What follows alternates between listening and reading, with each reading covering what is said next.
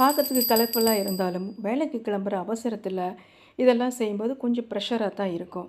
என்ன பண்ணுறது? இது நமக்கு நம்ம ரொட்டீன் ஒர்க் ஆயிடுச்சு.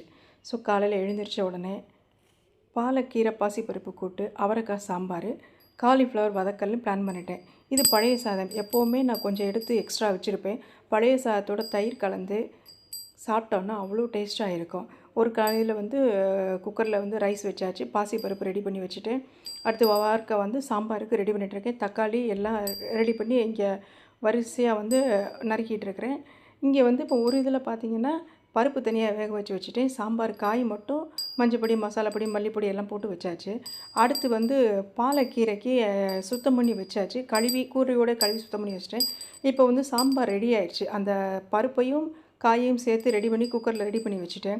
இன்னும் இதில் பார்த்திங்கன்னா மாவு எனக்கு வந்து அரிசி மாவு கொஞ்சமாக தான் இருந்துச்சு. அதனால் கொஞ்சம் ப்ரெட் டோஸ்ட் பண்ணலான்னு பிளான் பண்ணிவிட்டேன்.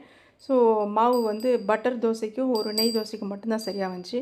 இங்கே வந்து கீரை வந்து நறுக்கி ரெடியாக வச்சுருக்கிறேன். கீரைக்கு வந்து கடுகு உளுந்து பாசிப்பருப்பு தாளித்து அது வந்து ஒரு பக்கத்தில் வெந்துட்டுருக்குது. இன்னொரு பக்கத்தில் சாம்பார் ரெடி. எல்லாம் பக்காவாக ப்ரிப்பேர் பண்ணி வச்சாச்சு. அடுத்தது நம்ம வந்து என்ன பண்ண போகிறோம் அப்படின்னு பார்த்திங்கன்னா, இந்த ப்ரெட் டோஸ்ட்டுக்கு ரெடி பண்ணிவிட்டேன். பருப்பு வந்து பருப்போடு சேர்த்து கீரை போட்டாச்சு. இன்னொரு பக்கத்தில் வந்து கொஞ்சமாக பட்டர் போட்டு ப்ரெட் டோஸ்ட் பண்ணிவிட்டேன். என்கிட்ட டோஸ்டர் கிடையாது. ஆனால் தோசைக்கல்லே அழகாக டோஸ்ட் ஆகுது. எனக்கு ரொம்ப செம்மையாக வந்துச்சு. அதுக்கப்புறம் வந்து மாவு வந்து தோசை ஊற்றி வாத்தாச்சு. ஸோ மாவுக்கு வந்து இன்றைக்கி சட்னி நான் தனியாக அரைக்கலை. ஏன்னா சாம்பாரை வச்சு 2 காய் வச்சு கிளம்புற அவசரத்தில் எனக்கு கூடுதலாக மெனக்கிட முடியல. அப்புறம் இது கொஞ்சம் டிஃப்ரெண்ட்டாக பண்ணணுன்றக்காக காலிஃப்ளவர் வதக்கினதுக்கப்புறம் கொஞ்சம் ரைஸ் எடுத்து கொஞ்சோண்டு உப்பு போட்டு அதை ஒரு காலிஃப்ளவர் கலவை சாதம் மாதிரி பண்ணேன். இதுக்கிடையில தோசை வந்து நல்லா மொறுன்னு பட்டர் தோசை ரெடி ஆயிடுச்சு. அடுத்து ஒரு நெய் தோசைக்கு மட்டும் மாவு ஊற்றி முடிச்சு விட்டேன். அவ்வளோதான் என்கிட்ட மாவு இருந்தது. ஸோ இந்த தோசை முடிஞ்சிருச்சு. கலவை சாதம் காலிஃப்ளவர் சாதம் ரெடி ஆயிடுச்சு. இன்னொரு நெய் தோசை இது. இந்த நாய்க்கு முட்டை 4 முட்டை வச்சுருக்கிறேன்.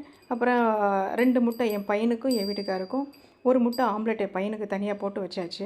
ஸோ இவ்வளவு முடித்து எல்லாம் பக்காவாக பிளான் பண்ணி டிஃபனுக்கும் பேக் பண்ணி கொடுத்து விட்டாச்சு. ஆனால் இதெல்லாம் ஃபோட்டோவை எடுக்கும்போது தான் அப்பாடி அப்படின்னு ரொம்ப ஹாப்பியாக இருக்குது. பாய்.